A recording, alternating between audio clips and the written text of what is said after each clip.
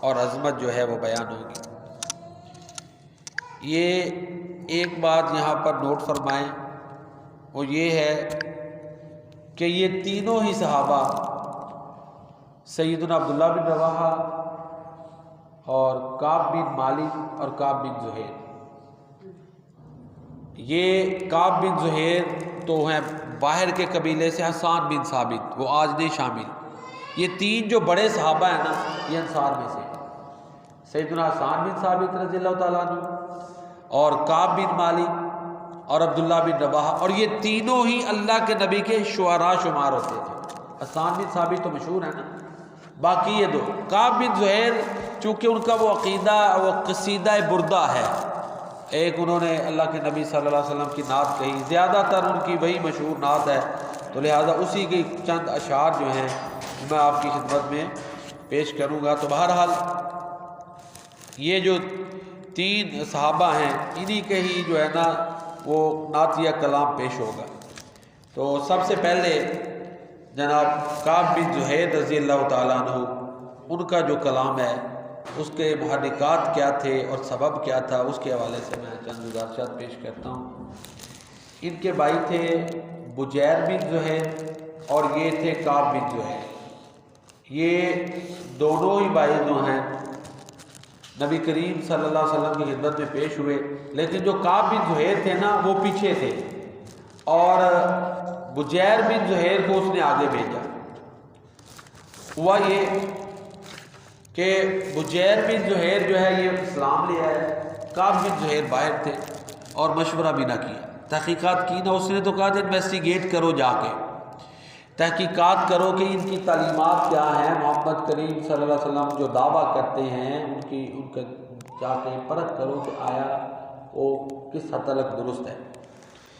اس نے بھائی سے مشورہ بھی نہ کیا اور جو ہے وہ اسلام قبول کر لی۔ اب کعب بن زہیر نے جو ہے نا اپنے غصے کا اظہار کیا، بھائی کی بھی ملامت کر دی اور حضرت ابوبکر صدیق رضی اللہ تعالیٰ عنہ کی شان میں بھی اس نے جو ہے نا وہ چند اشعار ایسے کہہ دیے جو اس کو نہیں کہنے چاہیے تھے۔ اللہ کے رسول صلی اللہ علیہ وآلہ وسلم نے پھر کعب بن زہیر کے بارے میں کہا کہ جہاں بھی ملے اس کو قتل کر دو، اس کا خون معاف کر دیا۔ اب اس کا بھائی جو تھا نا، اور یہ ایک بات یہ بھی ہے کہ یہ پورا خاندان ہی شاعروں کا تھا، شاعر شعراء خاندان تھے، شاعری ان کی گھٹی میں تھی، ان کا والد زہیر بھی ایک شاعر تھا، تو شاعری جو ہے وہ ایک پیشہ بھی تھی اور شاعری ایک یہ بھی تھا کہ ترجمان کی حیثیت بھی تھی، عظمت بھی بڑی تھی، ساری چیزیں، کیونکہ شاعر کو بڑا مقام حاصل تھا دور جاہلیت۔ تو بہرحال کعب بن زہیر کو اس کے بھائی بجیر نے بتایا کہ تمہارا خون جو ہے نا وہ رائے گاں چلا جائے گا، تم آ کے معافی مانگ لو، اللہ کے نبی معاف کر دیتے ہیں۔ چنانچہ یہ خفیہ آیا اور آ کے ادھر اللہ کے نبی صلی اللہ علیہ وسلم محفل میں تشریف فرما تھے، اس نے دیکھا کہ یہی ہے، باپ باتیں کر رہے تھے، آ کے تو اس نے کہا جی مجھے کلمہ پڑھائیں اور ساتھ ہی مجھے معاف فرمائیں، ساتھ ہی پھر اس نے وہ آپ نے پوچھا نا نام، تو اس نے کہا یہ ہے۔ ابو بکر صدیق بھی پاس تھے، انہوں نے کہا کہ یہی کعب ہے جس نے یہ کلام ساتھ میں، اور پھر اس نے بہرحال کہا جی میرے کلام کا یہ مطلب نہیں، کچھ اور تھا، زیادہ اس کو سخت کیا گیا ہے، میرے جو مخالفین ہیں نا انہوں نے بات کو زیادہ بڑھایا ہے، اس قدر میں نے سخت الفاظ نہیں کہے تھے۔ تو چنانچہ پھر ان کو معافی مل گئی اور اللہ کے رسول صلی اللہ علیہ وآلہ وسلم نے ان کو معاف کیا۔ پھر انہوں نے جو ہے نا وہ لمبا ایک قصیدہ نعت کہی اللہ کے نبی کی، جو بانت سعادوں کے نام سے مشہور ہے اور تاریخ ادب کی کتابوں میں بھی ہے۔ بہرحال میں چند اشعار اس کے آپ کی خدمت میں پیش کرتا ہوں، اور یہ قصیدہ یہ نعت جب انہوں نے پڑھی نا اللہ کے نبی کے سامنے، تو آپ نے ان کو چادر دی، بردہ دیا، چادر، اور یہ چادر یہ بڑے سنبھال کے رکھتے تھے۔ پھر ان کے بیٹے سے وہ چادر حضرت امیر معاویہ نے بڑی مہنگی خریدی، محبت دیکھ لیں۔ اب ستم یہ ہے، تاریخ کا ستم یہ ہے کہ اہل بیت اور صحابہ کی آپس میں مخالفتوں کو اس قدر بڑھا چڑھا کے بیان کیا گیا ہوا ہے کہ بس جو ہے نا وہ لوگ جن کے کارنامے بیان ہونے چاہیے تھے، دشمنوں کی ریشہ دوانیوں سے وہ ان کے خلاف ایک جو ہے نا حسد کہہ لیں یا نفرت کہہ لیں یہ بڑھ دی گئی۔ تو بہرحال یہ امیر معاویہ انہوں نے خریدا اور ہر عید کے اوپر وہ یہ چادر پہنتے تھے. یہاں سے دیکھیں ان کی محبت کتنی ہے اللہ کے نبی کے ساتھ کہ چادر منہ مانگی قیمت دے کے خریدے. اور یہ آگے ان کے جتنے بھی امراء بنتے تھے وہ سارے عید کے موقع پہ اس چادر کو پہنتے تھے اللہ کے نبی کی جو چادر. تو بہرحال انہوں نے پھر وہ لمبا سارا واقعہ بھی بیان کیا ہے کہ میں وقال کل صدیق كنت اعمله لا الہینک انی انک مشغول. کہتے ہیں جس دوست کے بھی پاس گیا اس نے مجھے پناہ دینے سے انکار کر دیا. تو پھر کعب خود کہتے ہیں فقلت خلی سبیلی لا ابالکم فکل ما قدر الرحمن مفعول. میں نے بھی کہا جو ہو کر رہنا وہ تو ہو کر رہے گا. پھر آگے لمبا قصیدہ کرتے کرتے یہی کہتے ہیں کہ موت تو آنی ہے. پھر درمیان میں نبئت ان رسول اللہ اوعدنی والعفو عند رسول اللہ مقبول. مجھے یہ خبر ملی ہے کہ اللہ کے نبی نے مجھے مارنے کی دھمکی دی ہے, ایک یعنی وعید سنائی ہے. حالانکہ آپ سے تو معافی کی امید کی جاتی ہے. یہ دیکھیں نا کتنا پیارا انداز ہے. والعفو عند رسول اللہ مقبول. یہ وہ کلمات ہیں جن میں انہوں نے اپنی معذرت کی ہے کہ اللہ کے نبی جو ہے ان سے تو ہر ایک معافی کی توقع رکھتا ہے. تو کعب بھی ان کے پاس معافی مانگنے آ گئے, پیش ہو گئے نا. اب یہاں سے اندازہ لگا لیں کہ ان کو تھریٹ تھا کہ قتل کر دیا جائے, اس کے باوجود چھپ چھپا کے آ گئے اور آ کے اپنی معافی نامہ جب عرض کیا تو اللہ کے نبی نے معاف کر دیا. اس سے پتہ چلتا ہے کہ آپ کس قدر وہ درگزر فرماتے تھے. کوئی رستہ ہموار نہیں, کیونکہ اعلان تھا نا کہ جو اسلام قبول کرے گا پچھلی معافی ہے. تو پھر کہتے ہیں وَلَقَدْ أَتَيْتُ رَسُولَ اللَّهِ مُعْتَذِرًا وَالْعُذْرُ عِنْدَ رَسُولِ اللَّهِ مَقْبُولُ. میں تو اپنا عذر لے کے اللہ کے نبی کے پاس آ گیا ہوں اور اللہ کے رسول صلی اللہ علیہ وسلم کے ہاں عذر قبول کیا جاتا ہے. جو بھی عذر اپنا لے کر آئے اللہ کے رسول صلی اللہ علیہ وآلہ وسلم وہ عذر قبول کرتے ہیں. ان الرسول لنور یستضاء به مہند من سیوف اللہ مسلول. اللہ کے رسول صلی اللہ علیہ وسلم ایک ایسی چمکدار تلوار ہیں جن کی روشنی سے جہاں روشن ہوا. وہ اللہ تعالیٰ کی طرف سے اللہ تعالیٰ کے دشمنوں کے لیے ایک ننگی تلوار ہے, یعنی دشمنوں کو بھی آپ نیست و نابود کرتے ہیں. بہادر ہیں, کوئی کمزوری نہیں, بہادر ہیں. اللہ کی رضا کے لیے کوئی آ کے معافی مانگتا ہے تو معاف کر دیں. تو یہ کعب بن زہیر رضی اللہ تعالیٰ عنہ ان کا جو لمبا نعتیہ کلام ہے اس میں سے میں نے چند اشعار آپ کی خدمت میں پیش کیے. تو اس طرح یہ مسلمان ہو گئے. پھر دوسرے صحابی عبداللہ بن رواحہ رضی اللہ تعالیٰ, یہ بھی انصار میں سے تھے. اور ان جو تین شاعر تھے نا, چونکہ حضرت حسان رضی اللہ تعالیٰ عنہ مرکزی شاعر ہیں نعت رسول کے حوالے سے, تین شاعر جو کہ نا بنیادی مرکزی شعراء تھے. ایک حسان بن ثابت تھے, عبداللہ بن رواحہ, تیسرے کعب بن مالک. تینوں کی شاعری کے میدان تھے, عنوانات تھے. حضرت حسان بن ثابت رضی اللہ تعالیٰ عنہ وہ مشرکین جو ہجو کرتے تھے نا اللہ کے نبی کی شان میں جو گستاخی کرتے تھے اس کا جواب دیتے تھے. عبداللہ بن رواحہ ان کو آر دلاتے تھے. ان کو کبھی فلاں جگہ سے تم نے ایسے شکست کھائی, فلاں ایسے ہو گیا, فلاں ہم نے تمہیں قتل کر, اس طرح ان کا ٹاپک اور تھا. حضرت کعب بن مالک رضی اللہ تعالیٰ عنہ جو ہے نا وہ غزوات کو بڑا بیان کرتے ہیں اور ساتھ ہی اللہ کے نبی کی جو ہے نا کہہ لیں صفات, خوبیاں, محاسن, ان کو بیان کرتے ہیں. جنگی شاعری, اور آپ کو پتہ ہے حماسہ جنگ کے بارے میں شاعری یہ عربوں کا ٹاپ کا عنوان تھا. تو جنگوں کے بارے میں جو زیادہ تر شاعری ہے نا وہ کعب بن مالک رضی اللہ تعالیٰ عنہ کی ملتی ہے. اور یہ میں پہلے بھی بتا چکا ہوں, عرض کر چکا ہوں. دیکھیں انصار کے نصیبے کی بات دیکھیں, یہ منصب بھی ان کو مل گیا. تینوں بڑے شعراء, تینوں ہی انصار میں سے. اللہ ہیں, عظمتیں ہیں کہ نہیں. حسان بن ثابت بھی انصاری ہیں, عبداللہ بن رواحہ بھی انصاری ہیں, اور کعب بن مالک, ان کے بھی میں حالات زندگی تھوڑے بیان کرتا ہوں. تھوڑے سے عبداللہ بن رواحہ رضی اللہ تعالیٰ عنہ, پھر ان کے چند جو ہے نا نعتیہ اشعار. حضرت عبداللہ بن رواحہ رضی اللہ تعالیٰ عنہ یہ بڑے محب رسول اور مطیع رسول صحابی تھے. ایک دفعہ اللہ کے نبی صلی اللہ علیہ وسلم نے اعلان کیا کہ بیٹھ جاؤ. یہ مسجد کے باہر تھے، کچھ لوگ مسجد کے اندر جو کھڑے تھے ان کو آپ نے کہا بیٹھ جاؤ. یہ باہر تھے، ان کے کانوں میں آواز پڑی، وہیں پر بیٹھ گئے.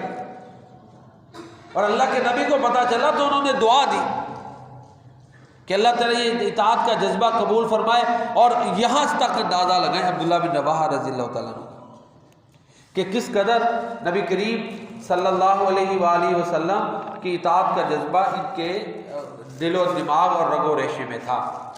یہ عبداللہ بن رواحہ رضی اللہ تعالیٰ عنہ نبی کریم صلی اللہ علیہ وآلہ وسلم کی نعت کہتے ہوئے کہتے ہیں انی تفرست فیک الخیر واللہ یعلم ان ما خان للبصر انت النبی من یحرم شفاعتہ.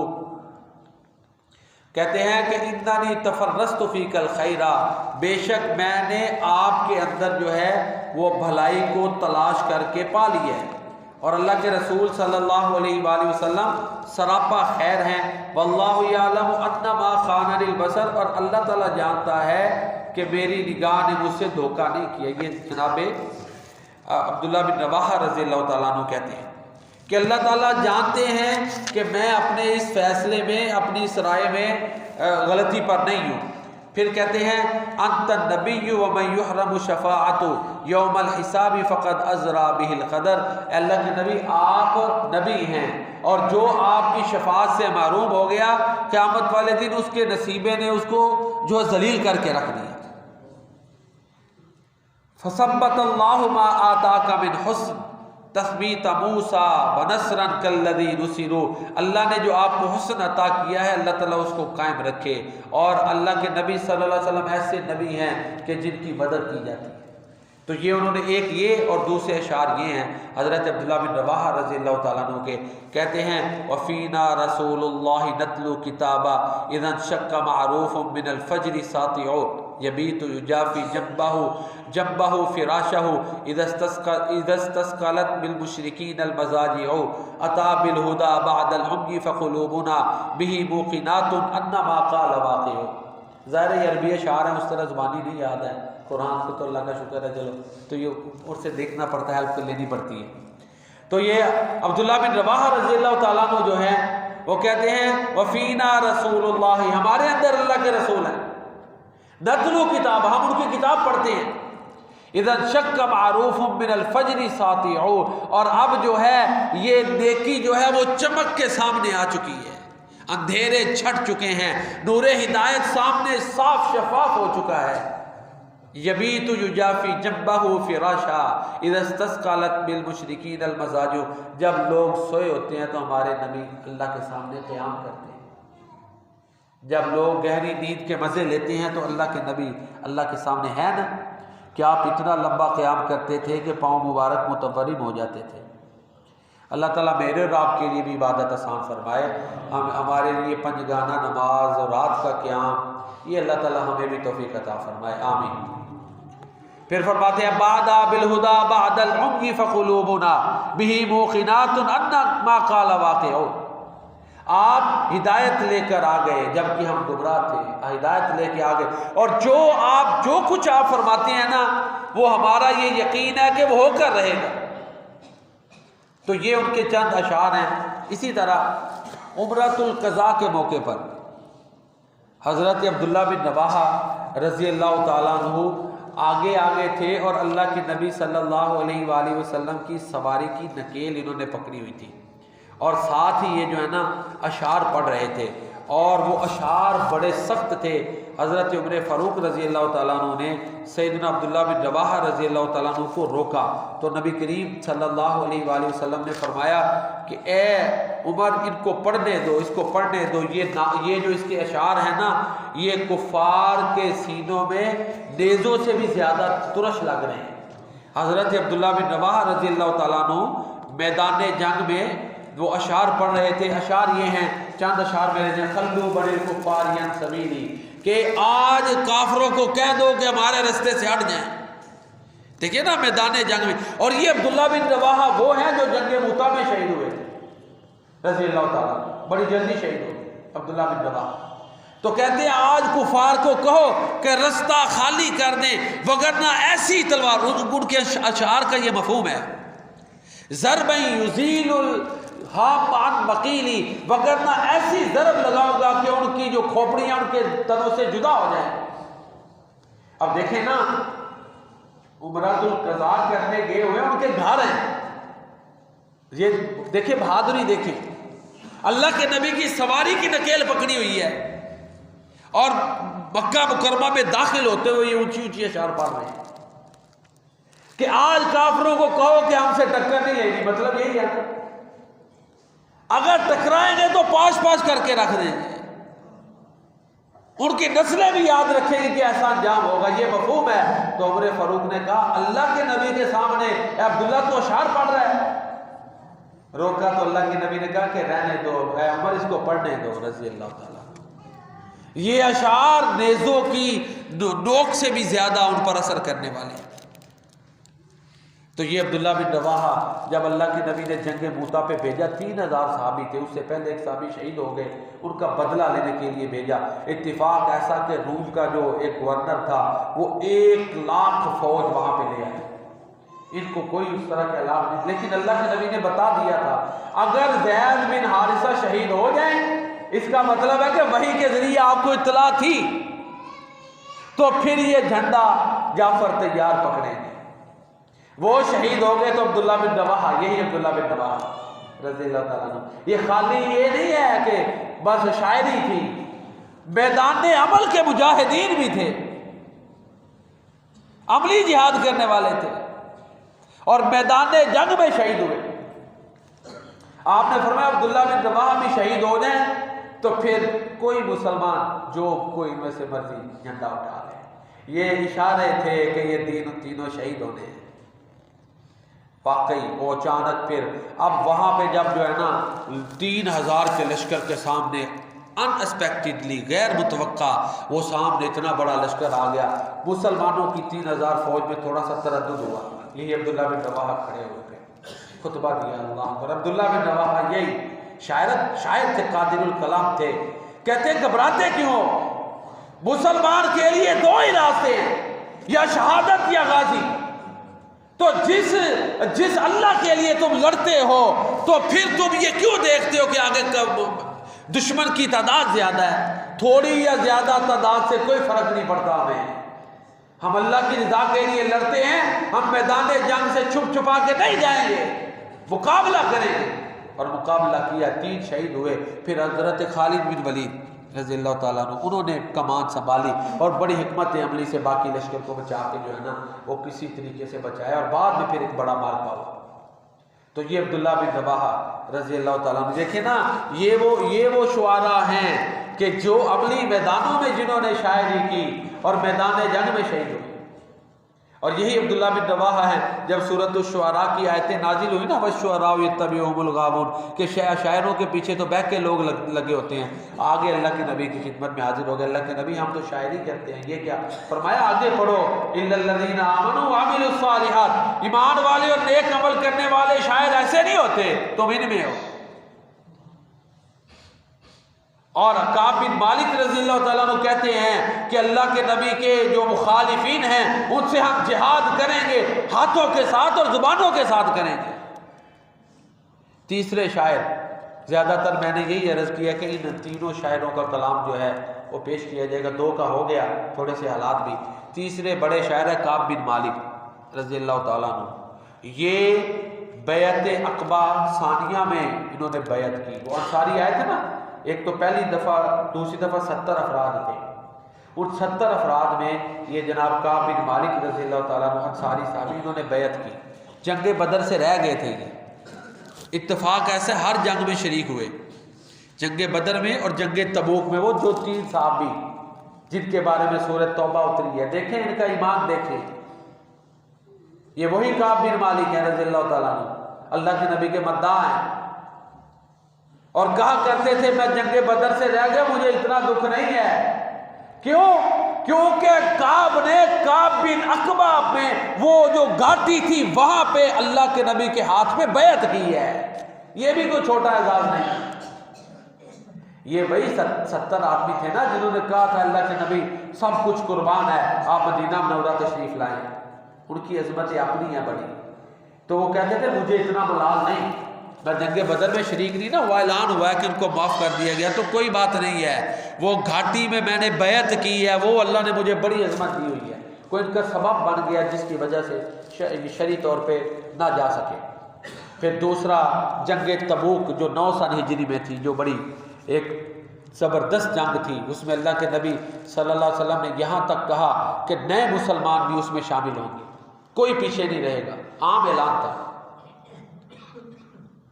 فصلیں پکی ہوئی تھی، سخت گرمی تھی، منافقین افواہیں پھیلا رہے تھے کہ جی ادھر تو روم بڑی طاقت ہے، وہ تو مسلمانوں کو کچلنے کے لیے وہ آنے والے ہیں، یہ خوف اتارنا تھا کہ مسلمان تمہارے ادھر سرحدوں پہ آ کے اپنا دفاع کر سکتے ہیں، یہ نہیں کہ مدینے میں کانپتے رہے، اس سے مورال نیچے جانا تھا نا۔ اور پیارے نبی کا ہر معاملہ وحی کی روشنی میں ہوتا ہے۔ کعب بن مالک خود بیان کرتے ہیں کہ اس سے پہلے اللہ کے نبی کسی مہم پر جانا ہوتا تھا نا تو ظاہر نہیں کرتے تھے کہ میں نے کدھر جانا ہے، لیکن اس دفعہ آپ نے ظاہر کر دیا کہ ہم نے تبوک کی طرف جانا ہے۔ اور پیارے نبی کریم صلی اللہ علیہ وسلم نے اعلان کیا، مال کی بھی کمی تھی اور واقعی مالی حالات بھی کافی کمزور تھے اور فصلیں پکی ہوئی تھیں، اور اس کے علاوہ جو ہے سخت گرمی تھی، منافق افواہیں، وہ جو مسجد زرار بھی بنی تھی، افواہیں پھیلا رہے تھے جی اب روم والوں نے نہیں مسلمانوں کو چھوڑنا، ان کی ان سے دشمنی پڑ گئی ہے، ڈرا رہے تھے یہ چالیں۔ اب ان سب کا توڑ یہی تھا کہ جا کے وہاں ان علاقوں میں جو عرب کے وہ علاقے تھے جو روم کے قرب و جوار میں تھے، ان کے ساتھ صلح نامہ کر کے ان کو اپنے تابع کیا جائے، وہ جو ان کے روم کے قریب کے علاقہ جات تھے وہاں پہ اسلام کی جڑیں گاڑی جائیں تاکہ خوف ختم ہو۔ چنانچہ اللہ کے نبی صلی اللہ علیہ وسلم نکل پڑے۔ یہ کعب بن مالک، اسی طرح ہلال بن امیہ اور مرارہ بن ربیع، 3 بندے رہ گئے، یہ صحیح مسلمان تھے، باقی 80 کے قریب لوگ تھے، کوئی بیمار تھا، کچھ منافق تھے۔ کہتے ہیں میرے پاس سواری بھی اچھی تھی، کعب بن مالک، دوسرے کا بھی یہی حال تھا، لیکن ہوا یہ ہے کہ بس سستی ہو گئی، کل جاتے ہیں پھر جاتے ہیں، چلے جائیں گے، شامل ہو جائیں گے، حتیٰ کہ کہتے ہیں پھر یہ ذہن میں آ گیا کہ اتنے آگے اللہ کے نبی چلے گئے ہوں گے تو اب کیا جانا ہے، توفیق نہ ہوئی، اوور کانفیڈنٹ بھی نہیں ہونا چاہیے، ہے توفیق مانگتے رہنا چاہیے اللہ تعالیٰ سے، توفیق کے بغیر نہیں معاملات ہوتے، اس کی توفیق۔ کہتے ہیں پھر جب میں مدینہ منورہ میں نکلتا تو معذور دیکھتا، بیمار، منافق، مجھے بڑی جو ہے نا وہ کوفت ہوتی کہ یہ کیا ہو گیا، ہوتے ہوتے اللہ کے نبی آ گئے۔ اب یہ ہے کہ مجھے مشورے ملتے تھے کہ کچھ بہانہ عذر بہانہ کر لو، لیکن کہتے ہیں کہ اللہ کے نبی کو تو اللہ تعالیٰ نے وحی کر کے بتا دینا ہے، عذر بہانہ کیا کروں۔ اب آئے منافقین، کوئی بہانہ کوئی بہانہ کر رہا ہے، اللہ کے نبی ظاہر ہے درگزر کرتے تھے، بھائی تو اتنی سورت توبہ میں بڑی اتری، اللہ کے نبی معاف کرنے والے تھے۔ چنانچہ کعب بن مالک پوچھا، ہاں، کہتے ہیں اللہ کے نبی کوئی اور ہوتا تو کوئی میں بات کر لیتا، لیکن آپ اللہ کے نبی ہیں، آپ کو تو اللہ نے بتا دینی ہے، کوئی عذر نہیں، سستی ہو گئی۔ کہتے ہیں ٹھیک ہے، تمہارا معاملہ اللہ کے سپرد ہے، اللہ تمہارا فیصلہ کرے گا، یہ روایات میں موجود ہے۔ کہتے ہیں نکلا پریشان بڑا تھا کہ اللہ کے نبی نے یہ نہیں کہا، معافی نہیں، معاملہ اللہ پہ چھوڑ دیا۔ 2 اور صحابی تھے، وہ بھی سچے، ہلال بن امیہ اور مرارہ بن ربیع، یہ بھی کہتے ہیں مجھے پتا چلا کہ 2 بندے اور ہیں جنہوں نے میری طرح سچ بولا ہے، کچھ حوصلہ ہو۔ تھوڑا وقت گزرا تو سوشل بائیکاٹ کروا دیا گیا، کوئی بندہ ان کو بلائے گا نہیں، نہ خوشی غمی میں، سلام کا جواب بھی نہیں دینا، سوشل بائیکاٹ ہو گیا مدینہ منورہ۔ یہ 40 دن تلک یہ رہا۔ کہتے ہیں میں نے آنا مسجد نبوی میں، اللہ کے نبی کو دیکھنا ان کے چہرے کے، لیکن انہوں نے چہرہ مبارک پرے کر لینا، میں جب نماز میں ہوتا تھا تو مجھے دیکھتے تھے۔ میرے 2 جو دوست ہیں کہتے ہیں وہ گھر میں بیٹھ کے، میں چلتا پھرتا تھا۔ ایک دن ان کا چچا زاد بھائی، دیکھیں صحابہ کی اتباع یہاں سے، اسی لیے میں اکثر عرض کرتا ہوں کہ قوم کو لوگوں کو کس طرف لے گئے، اہل بیت اور صحابہ کی دشمنیوں کی طرف لے گئے۔ وہ جو صحابہ اہل بیت کے خادمین تھے، وہ تو ان کے اہل بیت کے پاؤں کے اوپر پڑی ہوئی دھول کو اپنے وہ کپڑوں کے ساتھ، چادروں کے ساتھ صاف کرتے تھے۔ تو بہرحال یہ کعب بن مالک کے بھائی تھے چچا زاد ابو قتادہ، اس کے باغ میں گئے، کہتے ہیں اے ابو قتادہ بتا میں نے کبھی جھوٹ بولا ہے؟ کوئی جواب نہیں۔ پھر کہا تو مجھے جانتا ہے؟ کوئی جواب نہیں، بات ہی نہیں کر رہا۔ پھر تیسری دفعہ کہتے ہیں تیرا معاملہ اللہ اور اللہ کے رسول کو بہتر پتا ہے، میں تیری کوئی گواہی نہیں دوں گا۔ کتنی بڑی بات ہے، منہ رکھنی بھی ہوتی ہے، بڑے مسئلے ہیں، چچا زاد بھائی ہے، اسٹریٹ فارورڈ، تیرا معاملہ اللہ اور اللہ کے رسول کے پاس ہے، بس کوئی بات نہیں کی۔ یہ تربیت تھی اللہ کے نبی کی، یہ فدائی عام صحابی ابو قتادہ رضی اللہ تعالیٰ۔ تو یہ جن کی قربانیاں یہ ہیں کہ اللہ کے نبی نے کہہ دیا ہے کہ یہ کام نہیں کرنا تو نہیں کیا، اگلا آرڈر اس سے بھی سخت آ گیا، بیویوں کو بھی کہو کہ ان سے الگ تھلگ ہو جائیں، 40 دن بعد اس سے سخت آرڈر آ گیا۔ اور یہ بڑے کرتا دھرتا والے لوگ تھے۔ غسان کا جو بادشاہ تھا حضرت کعب کہتے ہیں اس نے مجھے خط بھیجا کہ مجھے پتا چلا ہے تمہارے صاحب نے تمہارے ساتھ مقاطع بائیکاٹ کیا ہے، تم ایرے گہرے نہیں ہمارے پاس آ جاؤ۔ خط پھاڑ دیا کہ نہیں، یہ تو بڑی آزمائش آ گئی ہے، نجات اسی جگہ پہ ہی۔ اب ان بیوی کو بھی چھوڑ آئے۔ ایک صحابی تھے، ان کی بیوی خود حاضر ہو گئی کہ یہ بیمار ہے، ان کا کوئی سنبھالنے والا نہیں، اللہ کے نبی بڑی ڈپریشن میں ہے وہ اس وجہ سے، تو مجھے اجازت دیں کہ میں اس کی خدمت کروں۔ آپ نے فرمایا چلو، بلانا چلانا نہیں لیکن خدمت کرو، ٹھیک ہے۔ کعب بن مالک کو کسی نے کہا کہ جاؤ، کہتے ہیں مجھے شرم آتی ہے، میں نے نہیں سفارش کرنے جانا۔ 50 دن ہو گئے، وہ سارے صحابی گھروں میں بیٹھ کے معافیاں مانگ رہے ہیں کہ یا اللہ غلطی ہو گئی، دیکھیں اللہ کے نبی کا حکم نہیں مانا۔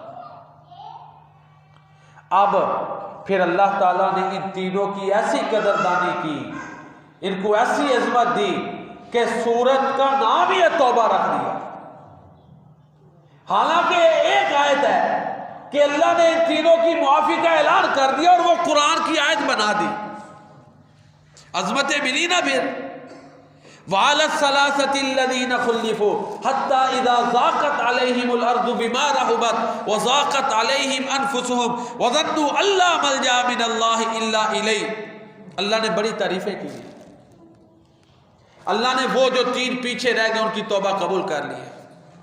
ان پر زمین کشادہ ہونے کے تنگ ہو گئی تھی، زمین کشادہ تنگ ہو گئی، بائیکاٹ ہو گیا، اور انہیں یقین تھا کہ اللہ کے علاوہ کہیں اور پناہ نہیں ملے گی۔ یہ قرآن کے الفاظ ہیں۔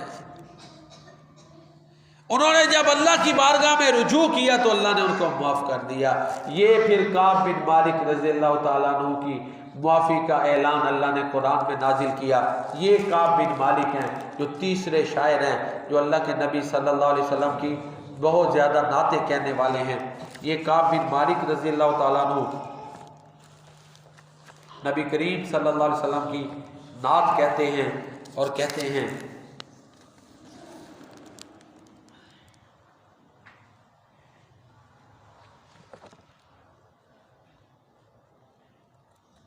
کہ اللہ کے رسول اس کا خلاصہ یہ ہے کہ اللہ کے رسول صلی اللہ علیہ وآلہ وسلم جب بھی کلام کرتے ہیں تو وہ حق ہے۔ اللہ کے رسول صلی اللہ علیہ وآلہ وسلم حق کے علاوہ اور کچھ نہیں فرماتے۔ چنانچہ یہ حضرت کعب رضی اللہ تعالیٰ عنہ کہتے ہیں ابلغ ابین قال رأیہ وحان غدات الشعب والحین واقعو اب اللہ ما منک نفسک انہ بمرصاد امر الناس راء وسامع وابلغ ابا سفیان ان قد بدا لنا باحمد نور من ہدى اللہ ساتیو۔ آخری جو لمبا یہ کلام آخر میں کہتے ہیں اور ابو سفیان کو یہ خبر پہنچا دو کہ ہمارے لیے اللہ کی ہدایت سے چمکنے والا نور احمد محمد صلی اللہ علیہ وسلم کے ساتھ ظاہر ہو گیا ہے. یعنی وہ دشمنوں کو میدان جنگ میں للکار کے کہہ رہے ہیں کہ اللہ کے رسول صلی اللہ علیہ وسلم جو ہیں وہ ایک نور لے کر آئے ہیں. اور پھر اسی طرح اس سے اگلے اشعار میں وہ فرماتے ہیں لعمر ابیکما یا بنی لؤی علی ظہر لدیکم بانتخائی.